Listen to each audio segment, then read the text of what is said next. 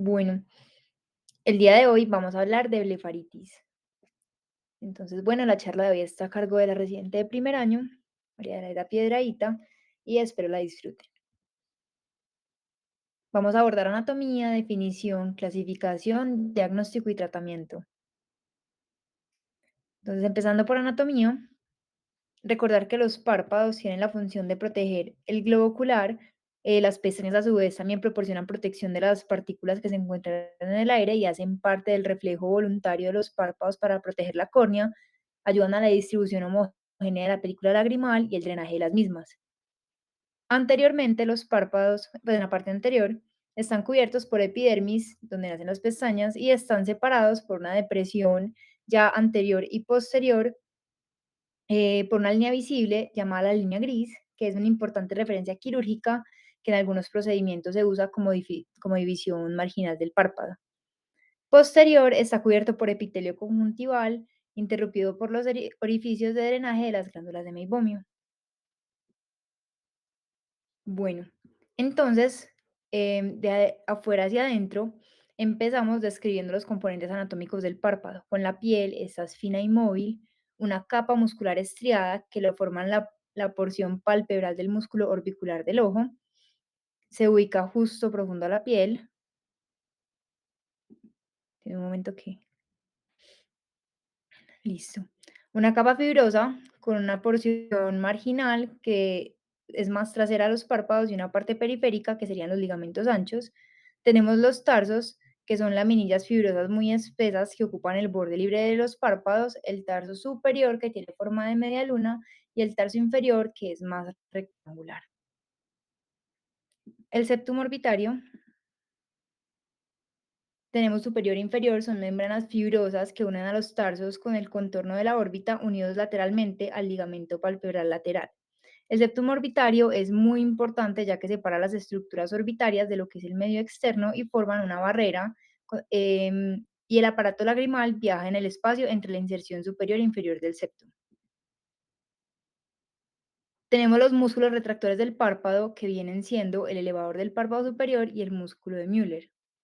Aquí en ambas imágenes, ustedes ven mi mouse cuando trato de señalar. Sí, María, Sí, sí te señora. veo. Sí, perfecto. Bueno, el músculo elevador del párpado superior se encuentra inervado por el tercer par craneal y recordar que el músculo de Müller recibe inervación simpática de los nervios del ganglio cervical superior. En el párpado inferior tenemos los homólogos de estas dos estructuras, que sería la fascia capsulopalpebral y el músculo tarsal inferior. Como los vemos aquí ambos, em, en cada imagen pueden ver uno de ellos, la fascia capsulopalpebral y el músculo tarsal inferior. Y tenemos una capa mucosa que está formada por la conjuntiva, que después tapiza la cara profunda de los párpados y se refleja para revestir el segmento anterior del globo ocular. Bueno, los párpados también tienen un componente muy significativo que nos ayuda a la película lagrimal gracias a las glándulas. Entonces, respecto a las glándulas del borde palpebral, tenemos las glándulas de meibomio, que son glándulas sebáceas modificadas localizadas en la lámina tarsal y secretan la capa lipídica de la película lagrimal, las que vimos anteriormente en la primera diapositiva.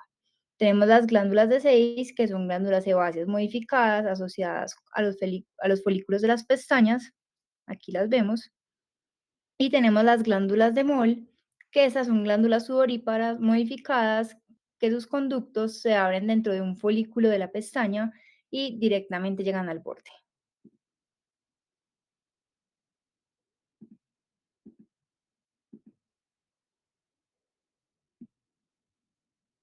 Bueno, ahora hablando de definición, según la Academia Americana, esta es una inflamación ocular crónica que afecta principalmente al borde del párpado y es una causa frecuente de inflamación ocular crónica. Hay que pensarlo de esta manera. La blefaritis como tal es un proceso inflamatorio crónico, es un trastorno ocular frecuente en el mundo entero y puede afectar a cualquier edad.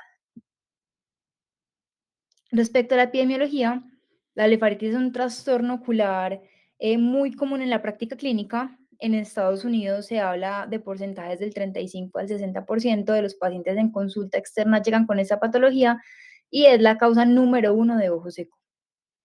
Mm, Puede afectar a personas en todas las edades y grupos étnicos, ay, perdón, y tiende a pasarse por alto.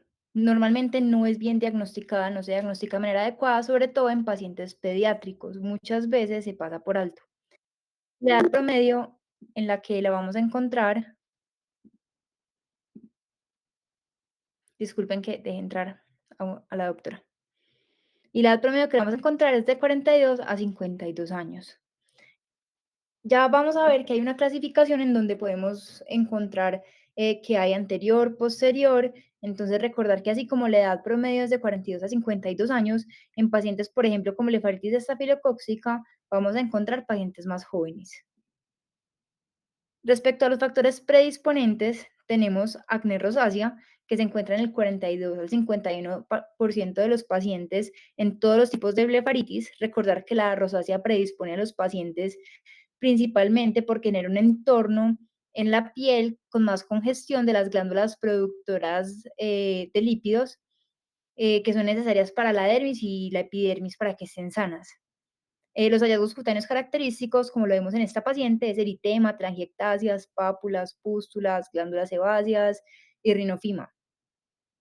También se asocian anomalías de la membrana basal epitelial y erosión epitelial recurrente de la córnea.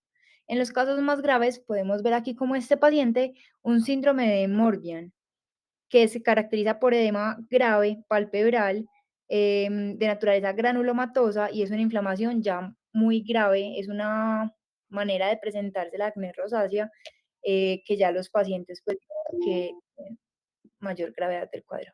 Disculpen, dejo entrar a otro de la sala de espera, admitir a la doctora. Listo. Bueno, además, hay otras patologías que debemos recordar que se asocian, como lo son la conjuntivitis papilar gigante. Los pacientes con esta patología presentan una mayor frecuencia de disfunción de glándulas de meibomio y el manejo con isotretinoína es un medicamento oral que, como sabemos, se usa para tratar el acné, pero este se asocia a un aumento significativo de colonización de la conjuntiva por Staphylococcus aureus, además de blefaritis y alteración de la función lagrimal. Entonces, recordar que si un paciente tiene blefaritis y este medicamento, lo mejor probablemente va a ser retirarlo. Bueno, otra enfermedad que se asocia es la dermatitis seborreica. Más o menos del 44 al 95% según algunos estudios, va a estar relacionado con la blefaritis. Vamos a encontrar descamación y piel grasa en el cuero cabelludo, la zona retroauricular, la glabela y los pliegues nasolabiales. Aquí vemos un ejemplo del paciente de la imagen. Y por último, hablar de Demodex. Tenemos el Demodex folliculorum y el Demodex brevis. Se han encontrado que más o menos el 30% de los pacientes con blefaritis tienen colonización de Demodex. Y también se sabe que el 84% de la población a los 60 años va a tener colonización de este parásito, pero a los 70 años se describe que el 100% de nosotros vamos a estar infestados de Demodex. Entonces, es muy interesante conocer cómo funcionan estos animalitos. Encontré dos artículos que hablaban de la perspectiva clínica y la asociación que hay de blefaritis y la colonización de Demodex, y así es como entendemos cómo funciona el blefaritis anterior y posterior. Entonces, recordar, al Demodex folliculorum le gusta más la base de las pestañas. Pues el nombre lo dice, folliculorum está en la base de las pestañas. Mientras que el brevis le gustan más las glándulas de meibomio. Entonces, así es como un tipo está asociado a blefaritis anterior y el otro tipo más a blefaritis posterior. La importancia de ellos es que son vectores de bacterias, ya que en la superficie de ellos vive el estafilococo. Entonces, para comprender un poquito más, en la blefaritis anterior, ellos viven en los folículos pilosos. Ahí se alimentan de las células del epitelio de los folículos, de las glándulas y generan daño directo al estar alimentándose y comiéndose esas células. Entonces, ¿qué van generando?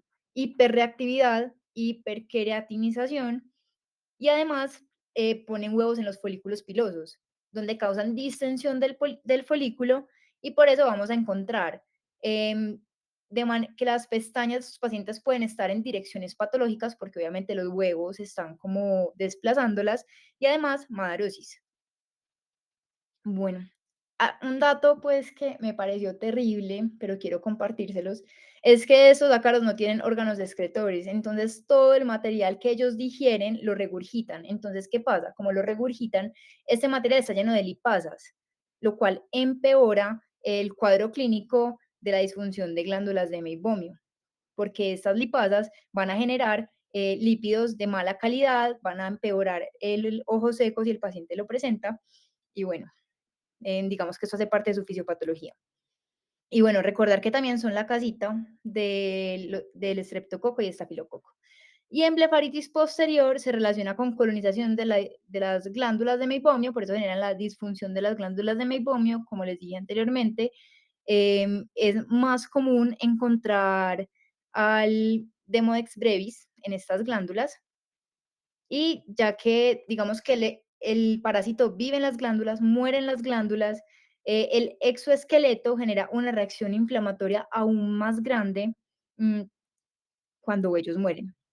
Entonces, esto puede incluso convertirse, hay una teoría que dice que estos exoesqueletos de los parásitos muertos pueden hacer un cuadro aún peor de orzuelo o chalación.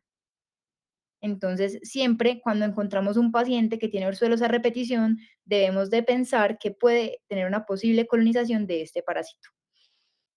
Entonces, bueno, acá vemos las manifestaciones también oculares, como lo es implantación anormal de las pestañas, encontramos el collarete, perdón, la descamación cilíndrica, encontramos madarosis, encontramos alteración de glándulas de meibomio, y bueno, es importante recordar la forma de diagnosticarlo, que puede ser por historia clínica. Hay un alto índice de sospecha cuando encontremos blefaritis, conjuntivitis o queratitis en pacientes adultos, blefaroconjuntivitis o chalación recurrente en pacientes jóvenes. Recordemos que esto, pues, el dato del exoesqueleto que puede generar esta reacción inflamatoria dentro de las glándulas, si tienen afecciones como estas refractarias y en pacientes con madarosis o triquiasis recurrente. El examen se puede hacer con lámpara de hendidura, se observa descamación cilíndrica en la raíz de las pestañas y lo confirmo con microscopio. Puedo tener tanto huevos como un demodex maduro o larvas, como se ven en la imagen de la de izquierda. Bueno, ahora sí, clasificación de las blefaritis. Tenemos anterior, seborreica y estafilocóxica. Posterior, tenemos seborrea meibomiana, disfunción de glándulas de meibomia hipersecretora, es otro nombre que tiene, y meibomitis o disfunción de glándulas de meibomio obstructiva. Bueno, entonces, a grandes rasgos, anterior voy a tener inflamación de la base de las pestañas, posterior inflamación de la porción interna del párpado a nivel de las glándulas de meibomio, aunque también puede ser mixta, pueden estar sobrelapadas ambas. Bueno, entonces, respecto a la blefaritis anterior, se caracteriza por inflamación en la base de las pestañas. Voy a tener, digamos que respecto a todo el cuadro patológico, una excesiva cantidad de lípidos asociada a alguna patología, como lo mencionábamos, por ejemplo, una dermatitis seborreica. Va a haber una alteración de las glándulas que secretan lípidos, va a haber una mayor cantidad, voy a tener ésteres de colesterol y triglicéridos aumentados. ¿Y qué pasa? Hay bacterias de la flora normal que tienen lipadas y las empiezan a descomponer, como el Propionibacterium acnes, Corynebacterium. ¿Qué pasa? Que esos ácidos grasos y estos lípidos que quedan se vuelven irritantes, dejan de ser lípidos normales, sino que ya empiezan a afectar toda la película lagrimal, y esto contribuye aún más a la proliferación del Staphylococcus aureus y a que haya una sobreinfección. Bueno, entonces podemos encontrar sensación de cuerpo extraño, fotofobia, el paciente puede referir síntomas de ojo seco, sensación urente en el párpado, prurito, puede referir caspa o collaretes en las pestañas y el paciente puede referir sensación de pesadez en los párpados o que, por ejemplo, amanecen adheridos por la misma secreción de las mañanas. y recordar que se acompañan de enfermedades cutáneas. Entonces, cuando nos lleguen los pacientes, es importante de manera integral pegarles una revisión, ver que de pronto no esté asociado a rosácea o asociado a una dermatitis seborreica. Y tener en cuenta que cuando hablamos de blefaritis anterior, esta va a empeorar en las mañanas y se caracteriza por remisiones y exacerbaciones, o sea que fluctúa, digamos, todo el cuadro. Bueno, respecto a la clasificación, tenemos que puede ser asintomática, moderada, donde se clasifica según los síntomas, em, la descamación en las pestañas, el eritema y el edema. Entonces tenemos leve, moderada y severa. Leve, síntomas ocasionales en la mañana. em, Podemos encontrar pocos collares descamativos. Digamos que el enrojecimiento, el eritema es menor y no se nota mucho el edema. Mientras que en moderada empieza a aumentar la frecuencia de los síntomas, vamos a encontrar descamación en la mitad de las pestañas, una apariencia con más eczema y mayor edema. Y en severo ya sí vamos a encontrar síntomas persistentes, collares descamativos en la mayoría de las pestañas, ya este enrojecimiento, el eritema va a ser de una apariencia de un rojo más oscuro y mayor edema palpebral. Bueno, ahora hablando un poco de blefaritis seborreica, sabemos que es una alteración de las glándulas sebáceas, de los folículos pilosos y está asociada a la dermatitis seborreica. Puede afectar cuero cabelludo, cejas, pliegues auriculares, como se menciona anteriormente. Tiene menos exacerbaciones e inflamación que las estafilocóccicas. Es una descamación más grasosa y encontramos más inestabilidad de la película lagrimal, ya que se describe que más o menos el 30% de estos pacientes lo pueden presentar. Entonces, se caracteriza por bordes palpebrales anteriores que muestran aspecto con más telangiectasias y eritema, pero nunca tanto como lo vemos en la estafilocóxica. Tenemos descamación parecida a la caspa, es más de la epidermis que origina escamas más amarillas y grasientas en el borde palpebral. Son blandas y no dejan úlceras al arrancarlas, ya que eso es algo que se describe un poco más en el estafilocóxico, en la blefaritis anterior estafilocóxica, que es que si yo retiro estas costras, me dejan una úlcera y las pestañas se ven más oleosas y se adhieren entre ellas. Es importante, de los principales efectos secundarios, conjuntivitis papilar crónica y queratitis punteada, que afecta típicamente el tercio medio de la córnea, hacia inferior. Suelen ser casos de mayor tiempo de evolución, unas blefaritis más crónicas, puede ser asociado a blefaritis estafilocóxica, em, y bueno, ahora, cuando hablamos de blefaritis estafilocóxica, es causada por la infección crónica de la base de las pestañas que origina la formación de diminutos abscesos intrafoliculares. Podemos encontrar úlceras secundarias en la epidermis con una estructura un poco más inflamatoria. Se desarrolla más frecuentemente en mujeres y pacientes con eczema atópico. O sea que por eso recordar que en los niños que encontramos con orzuelos a repetición, que de pronto muestran estos síntomas, debemos descartar una blefaritis o por lo menos sospecharla. Bueno, Em, al examinar los bordes palpebrales voy a encontrar hiperemia, telangiectasias, escamas, que en este caso son duras y quebradizas, se localizan alrededor de la base de las pestañas, van a estar en collarete o se describen como collarete descamativo, y cuando yo las retiro puedo encontrar pequeñas úlceras sangrantes. Y en casos crónicos y graves voy a encontrar mastriquiasis y madarosis. Es importante recordar que puedo encontrar tilosis, el borde palpebral puede tener cicatrices, voy a encontrar un borde palpebral más grueso, puede haber orzuelos externos agudos por extensión del proceso infeccioso de las glándulas de Seymour.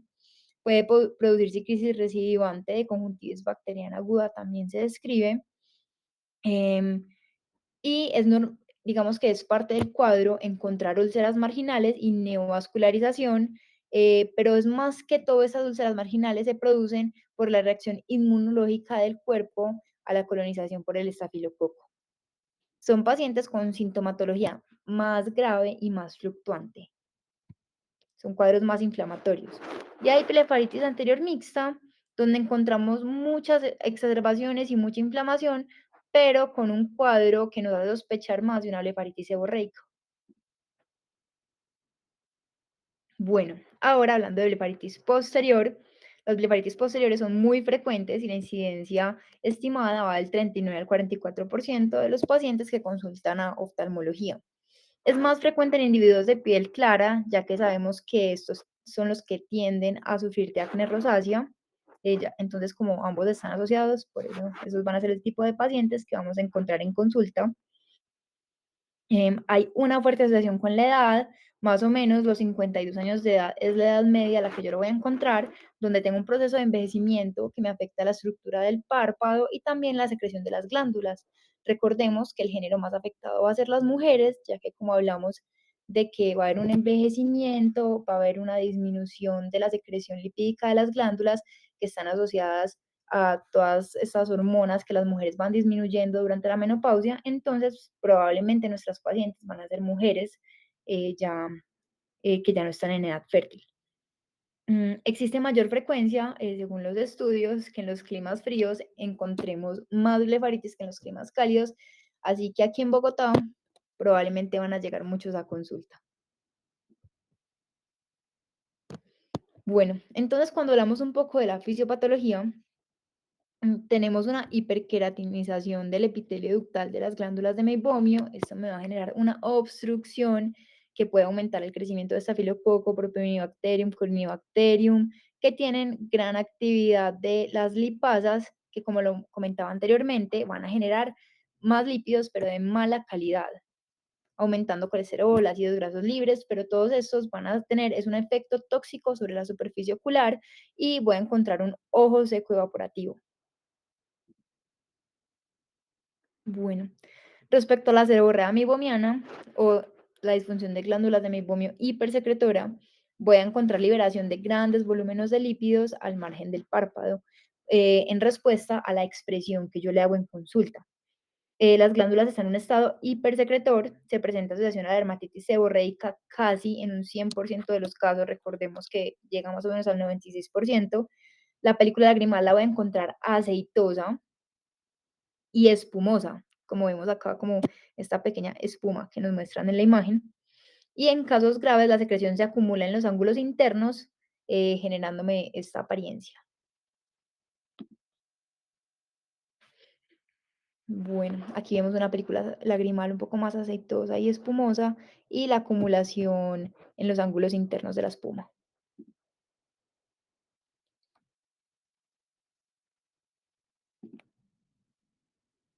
Ya les cambió la diapositiva.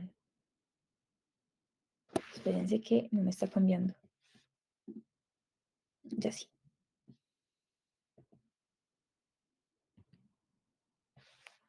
Listo. Entonces, seguimos hablando de la disfunción de glándulas de meibomio obstructiva. Vamos a ver el borde anterior del párpado respetado. Va a existir taponamiento de todas las glándulas de meibomio, así como una importante inestabilidad de la película lagrimal. Y algo muy patognomónico es la secreción blanca, amarillenta de aspecto de crema dental, como lo vemos en la imagen de la derecha. Esto es lo que vamos a encontrar. Debemos recordar que esta disfunción de glándulas de meibomio obstructiva también se asocia a ciertas enfermedades conjuntivales cicatrizantes como pemfigoide, enfermedad de Lyle o necrólisis epidérmica tóxica, quemaduras y dermatitis atópica. Va a haber inflamación difusa centrada alrededor de los orificios de las glándulas y la alteración secundaria más frecuente incluye la queratitis punteada del tercio inferior de la córnea. Esto es sobre todo por la inestabilidad de la película lagrimal. Bueno, entonces acá tenemos como un resumen de las causas de cada uno. Tenemos obstructiva e hipersecretora. Recordar que la hipersecretora Pues, puede ser primaria o causas como dermatitis seborreica y acné rosácea. Y ya en la obstructiva tenemos hiposecretora y obstructiva. Hiposecretora puede ser secundaria a medicamentos y en obstructiva puede ser cicatricial, como lo mencionaba, enfermedades como tracoma, pemfigoide, eritema multiforme, atopia, o no cicatricial también de dermatitis seborreica, acné rosácea, atopia y psoriasis. Bueno, acá tenemos un pequeño resumen de cómo diferenciar cada una de ellas. Em, Recordar también que podemos encontrar como signos en la córnea, chalación y orzuelos, enfermedades dermatológicas asociadas, que la anterior va a estar más relacionada con dermatitis seborreica y la posterior en difusión de glándulas de meibomio podemos ver un poco más común la rosácea.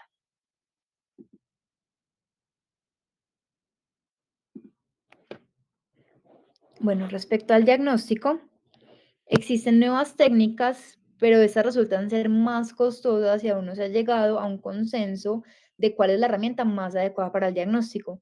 Tenemos evaporimetría, meibomiometría, meibomiografía, interferometría, pero el diagnóstico se realiza en virtud de la anamnesis y la exploración de la lámpara de hendidura. Respecto a los diagnósticos diferenciales, tenemos la varicela, que se produce blefaritis, de hecho, asociada a esta enfermedad hasta en un 70% de los casos, pero esta suele ser unilateral, se afecta con mayor frecuencia a pacientes ancianos, puede ser más grave en pacientes con inmunodeficiencias y suele presentarse con un dolor en la distribución de la primera rama del trigémino y los signos van apareciendo ya más en orden cronológico. Primero un exantema maculopapular en la frente, o cerca al ojo y posterior desarrollan vesículas, pústulas y úlceras costrosas. En el herpes simple, normalmente es unilateral, pero cuando sucede puede ser muy asimétrico y clásicamente se caracteriza por la presencia de vesículas claras con base eritematosa. Estas se rompen, se ulceran y dejan una costra. Esta es una enfermedad autolimitada, mientras que la blefaritis es algo crónico. También describen como diagnóstico diferencial el tirus palpebral en este caso, que es una patología infradiagnosticada, de hecho es, y de por sí es muy rara, es una infestación de las pestañas por parásitos del pubis, que sería el tirus pubis y sus huevos. Estos piojitos se agarran de las raíces de las pestañas y las liendras y su caparazón se quedan adheridos a ellos, como lo vemos en la imagen. Otra podría ser dermatitis de contacto. Esta es una reacción de hipersensibilidad tipo 4, suele afectar la piel del párpado inferior a nivel cantal, también el párpado superior. Incluso puede afectar la conjuntiva, produciendo conjuntivitis, y sus agentes causales pueden ser productos de belleza, como laca, maquillaje y otros medicamentos. Em, En la academia nos hablan de otras condiciones asociadas a la inflamación de los párpados.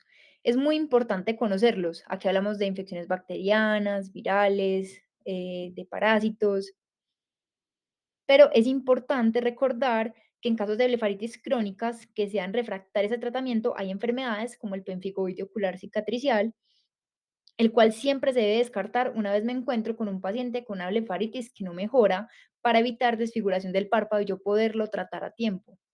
Así que digamos que estos diagnósticos se asocian mucha inflamación, de hecho muchas veces se sobrelapan con una blefaritis, pero ante una blefaritis refractaria yo debo empezar a pensar que no es la única causa de yo encontrar esta inflamación de los párpados.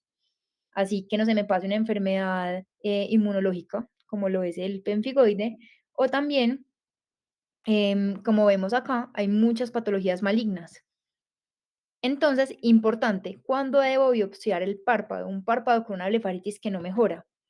La academia definía como estas banderas rojas cuando existe una simetría marcada entre ambos párpados, cuando hay resistencia al tratamiento, en caso de chalación recurrente unifocal que no mejora con el tratamiento y cuando encuentro signos como la pérdida del margen normal del párpado, como lo vemos en la imagen, o madarosis.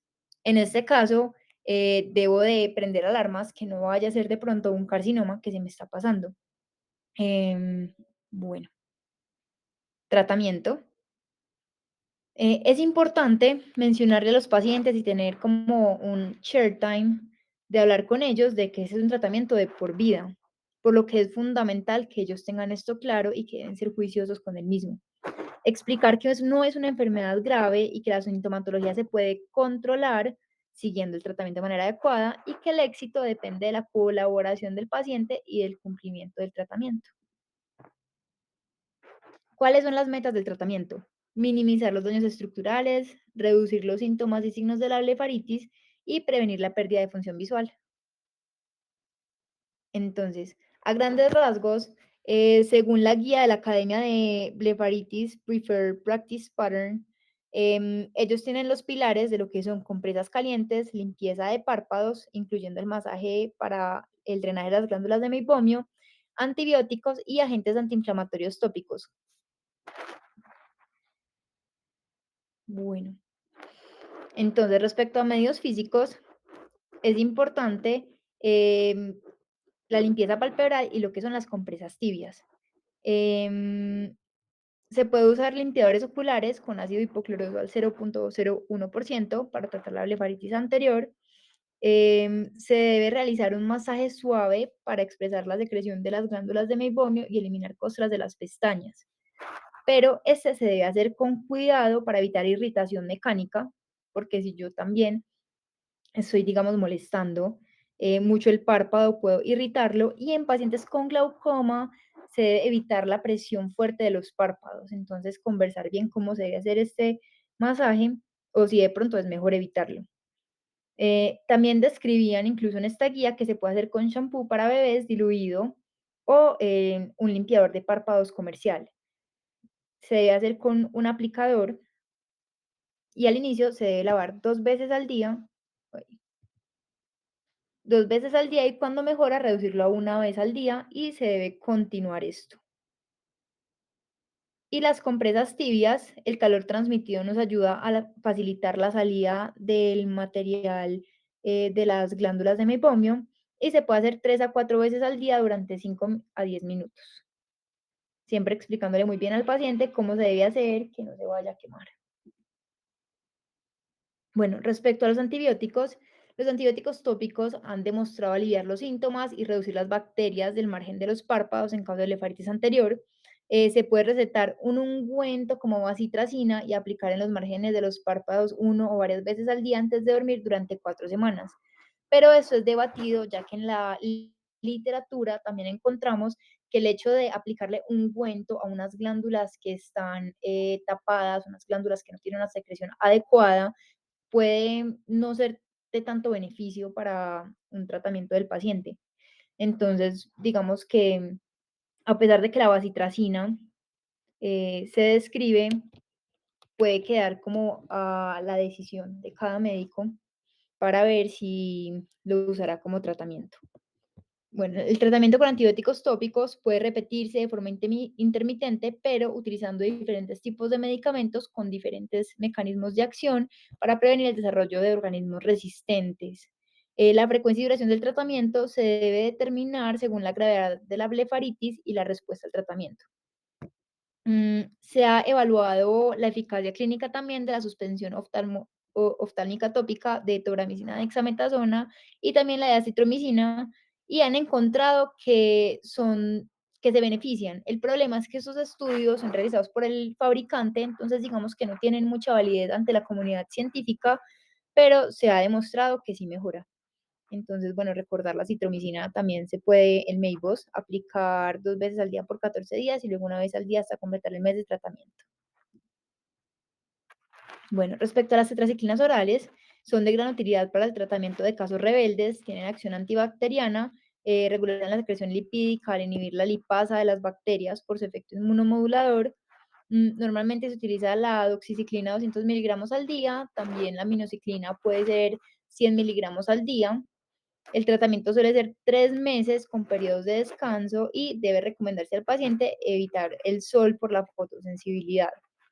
Recordar que están contraindicadas durante el embarazo, la lactancia y en pacientes con antecedentes de hipersensibilidad a lo mismo. Y también describen que las tetraciclinas en niños menores de 8 años deberían evitarse porque hay reportes que mencionan que puede manchar la piel, uñas, esclera y los dientes. Bueno, la citromicina se ha encontrado que 500 miligramos al día durante 3 días en 3 ciclos con intervalos de 7 días. Es un estudio un poco em, diferente. Produjo una buena mejoría, un buen desarrollo de los síntomas de los pacientes con los que se hizo el estudio. Bueno, respecto al tratamiento del Demodex, primero es decirle a las mujeres que deben desechar el maquillaje que se aplican. Se puede recetar champú con aceite de árbol de té por 6 semanas. Los estudios han demostrado que la ivermectina tópica y sistémica han logrado reducir o eliminar el Demodex en las pestañas de los pacientes con blefaritis o que tienen rosácea ocular. Y se han realizado algunos estudios demostrando eficacia de metronidazol tópico, pero aún no tiene suficiente no se ha demostrado como una eficacia al 100% por el tipo de estudios que se han llevado a cabo. Respecto a los corticoides, son útiles sobre todo en casos graves, cuando encontramos queratitis marginal o de pronto flicténulas. Se aplican gotas varias veces al día en la superficie ocular. Una vez que la inflamación esté más controlada, se puede reducir gradualmente la dosis de corticoides y suspender su uso, utilizándola más de manera intermitente y siempre recordarle al paciente y tener en cuenta el riesgo del... María, una pregunta. Dime. Con corticoides te estás refiriendo a la ciclosporina? No, no, se me fue ahí la foto, pero sino que ellos hablaban como de corticoides e inmunomoduladores digamos, en el apartado, Ok, ok. pero no, tienes toda la razón. Corticoides e inmunomoduladores. Bueno, listo, como evitar el uso a largo plazo de estos. Y en algunos pacientes con blefaritis posterior se hablaba de ciclosporina tópica al 0,05% que puede ser útil como inmunomodulador. Bueno, respecto al lubricante ocular, recordar que estos pacientes van a tener alteración de la película lagrimal con un BUT más corto, aumentan el parpadeo, entonces genera más trauma en la superficie, en las glándulas de meibomio, entonces tenemos un ojo seco que puede empeorar aún más la blefaritis al tener que estar parpadeando más seguido, puede generar más inflamación conjuntival y adicional a esto, alteraciones en los lípidos y queratopatía. Entonces, se recomienda usar el lubricante. Y recordar que podemos encontrar una relación muy alta entre lo que es lentes de contacto, ojo seco y blefaritis. Entonces, si tengo una blefaritis con un ojo seco asociado, ideal, recomendarle a mi paciente retirar sus lentes de contacto. Bueno, respecto a los ácidos grasos y el omega 3, su mecanismo de acción es la producción de prostaglandinas antiinflamatorias, aumentar la producción de esta, reducir la osmolaridad de la lágrima y aumentan la estabilidad lagrimal y reducción del enrojecimiento. Bueno, hay terapias adicionales como los andrógenos, que se está evaluando el empleo de terapia androgénica por los efectos antiinflamatorios y inmunomoduladores como tal. Bueno, terapias adicionales, em, recordar que podemos en consulta médica, para desobstruir los orificios de las glándulas de meibomio, usar terapia de luz pulsada y métodos mecánicos. La terapia de luz pulsada, cuando buscamos en la literatura, es muy común en dermatología, en pacientes que tienen acné rosácea, muestra promesa en la mejoría de la función de las glándulas de meibomio y la reducción de los síntomas de ojo seco, pero faltan más estudios al respecto que nos hagan eh, interpretar que es 100% útil la terapia. Bueno, la gran mayoría de los estudios incluidos hablan de la mejoría de la función de las glándulas de meibomio y también se ha sugerido que la luz pulsada puede inducir la coagulación de los vasos sanguíneos superficiales, que esto hace que reduzcan las citoquinas proinflamatorias y las telangiectasias. También encontramos el sondeo de las glándulas de meibomio, es muy invasiva, requiere anestesia adecuada y se ha demostrado alivio rápido y duradero de los síntomas en una revisión retrospectiva asociada a la industria. Tenemos la microexfoliación de párpados que se realiza con un dispositivo de mano que utiliza una esponja giratoria, como vemos en la imagen, para eliminar restos y exfoliar el borde del párpado. Digamos que estas todavía son muy debatidas. Y para llevar a casa, tratar la blefaritis antes de la cirugía de una cirugía ocular puede prevenir endoftalmitis, ya que un estudio retrospectivo encontró que los microorganismos causantes incluyen el estafilococo coagulasa negativo en un 68% y el estafilococo aureus en un 6,8%. Entonces se ha considerado tratar la blefaritis antes de la cirugía. Es debatido ya que no hay suficientes estudios, pero en caso de observar blefaritis en mi paciente, este podría beneficiarse del tratamiento. La blefaritis es común, pero a menudo no se diagnostica adecuadamente, entonces es nuestro trabajo ser más conscientes de esto y generar y realizar un buen examen en la lámpara hendidura. Es esencial examinar los párpados de los pacientes siempre, no solo el ojo en la lámpara de hendidura, sino recordar que se debe hacer un enfoque integral de nuestros pacientes. Mm, También que la blefaritis no se cura un 100%, enfatizar en la importancia de cumplir con el tratamiento para controlar los síntomas. En caso de un ojo seco que no mejora, siempre debo de considerar un enfoque integral y manejar la blefaritis o pensar si de pronto esa es la causa de mi ojo seco. Y alerta ante una blefaritis resistente, siempre ya que puede estar relacionada con enfermedades sistémicas concomitantes o con carcinomas. Y bueno, eso es lo que hoy tenía para contarles.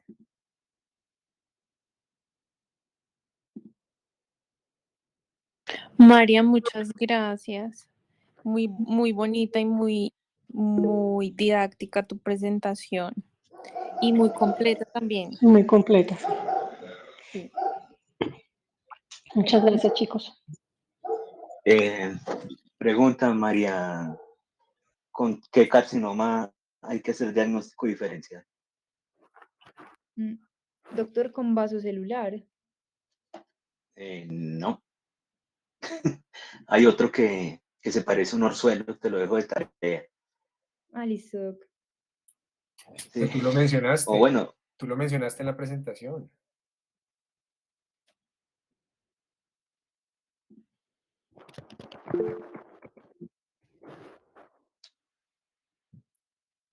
Bueno, de tarea revisa porque, pero tú lo No, habías mencionado en la presentación. que estaban como todos como el escamo celular, No, no, no, no.